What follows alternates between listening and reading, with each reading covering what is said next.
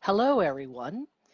Thank you for joining today for Hope Breeze Here Wrap Up and Applause. My name is Sharon Lee, the Executive Director of Canadian Pulmonary Fibrosis Foundation. Before we start our exciting Wrap Up and Applause show, I have a few words to share with you. These are challenging and unusual times. Recent months have been hard on many of us emotionally as we all deal with the impact of COVID-19. But today, we're here to celebrate. I want to express my gratitude to the hundreds of you who have adopted and participated in our events and activities last month, making our virtual Pulmonary Fibrosis Awareness Month a wonderful success by raising both funds and awareness of PF across the country. We all appreciate the more than 20 expert presenters who volunteered to share their expertise and answer your questions during 17 live online education forums. In case you missed them, we'll be posting them all onto our website in November at cpff.ca, so you can watch them again whenever you like. I want to thank everyone who has helped us walk across the country and back to raise funds during the Clark Walk for Pulmonary Fibrosis, which was a national event for the very first time. I'd like to thank those who share touching tributes to your loved ones, and many of our elected officials sent us messages of encouragement and support, and researchers share their gratitude to CPFF support of their work. You can find them all on hopebreezehere.com. I'm grateful to our corporate supporters who made it possible for us to develop these new ways of reaching out to our community, healthcare professionals, elected officials, the media, and the public. One bright light I've seen is the generosity of Canadians who have stepped up to help. I'm grateful to live in a country like Canada that responds generously in times of crisis. I'm grateful that I have a team of incredibly dedicated people, all volunteers, who don't think twice about sacrificing their evenings and weekends during a crisis to ensure our pulmonary fibrosis members are connected and informed. And I'm grateful for the trust of the PF community in CPFF to be there with resources and tools to meet whatever challenges come your way. As you adapt to your new normal during COVID-19, which is becoming a more virtual world, we will be with you in the future for whatever your new normals becomes. A crisis like this teaches us the value of community and of supporting each other and holding each other in our lives. I know that we will all emerge together stronger because look at what we created together. I also like to thank everyone who made a donation to the Canadian Pulmonary Fibrosis Foundation to enable us to serve and support our community and invest in research into treatments and ultimately a cure. CPFF receives no government funding, so every dollar donated goes to vital programs and services. Lastly, I want to wish you all a safe and happy Thanksgiving. May you have also many blessings for which you can give thanks for. And now, let's begin our wrap up and applause presentation.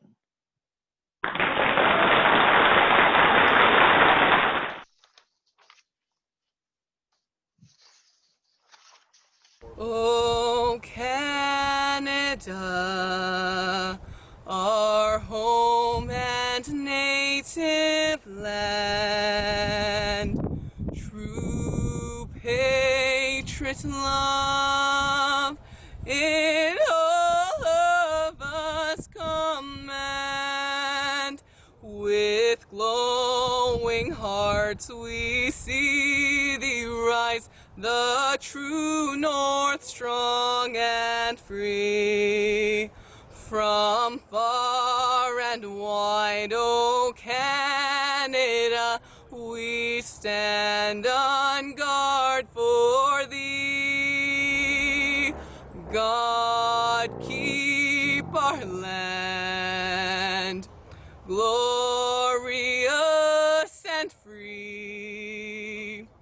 O Canada, we stand on guard for thee. O Canada, we stand on guard for thee. And here's a tribute to our PF heroes.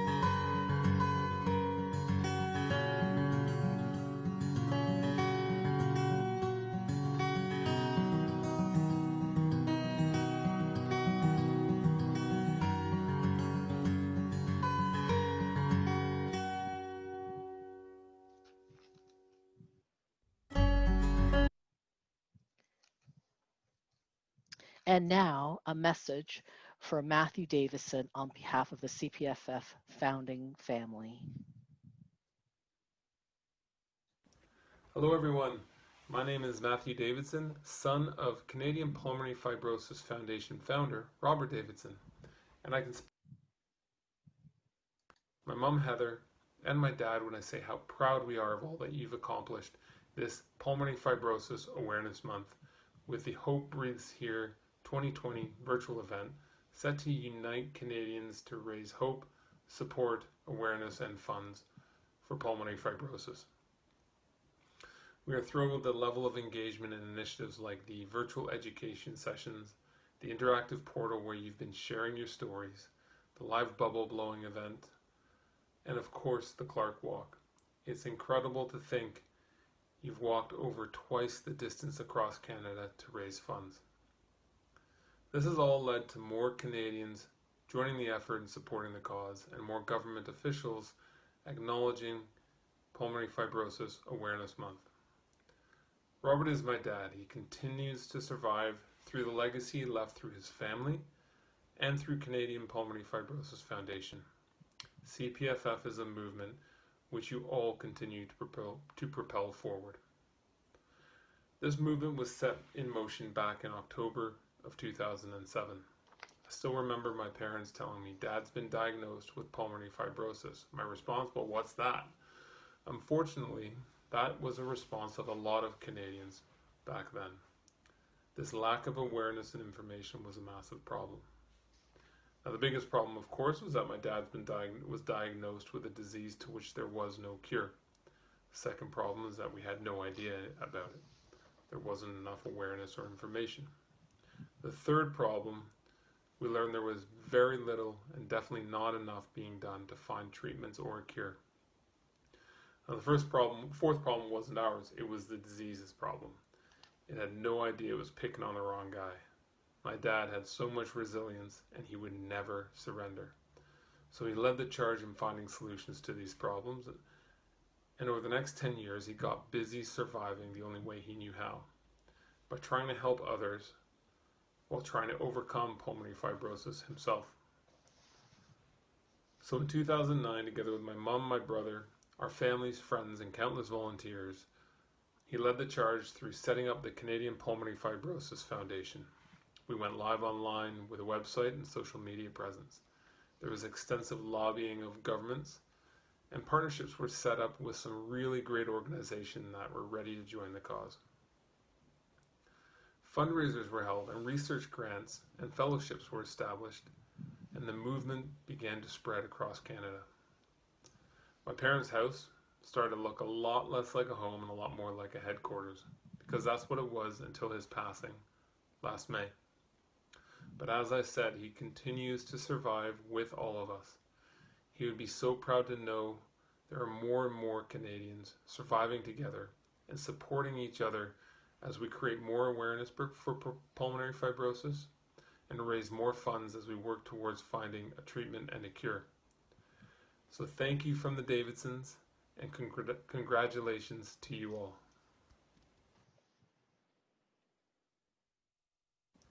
Hello, everyone.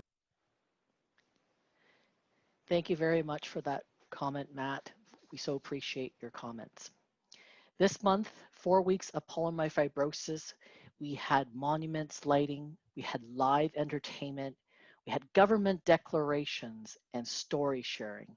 And so many of you had so much fun in the play to win challenges, as well as the media coverage that we were able to garner.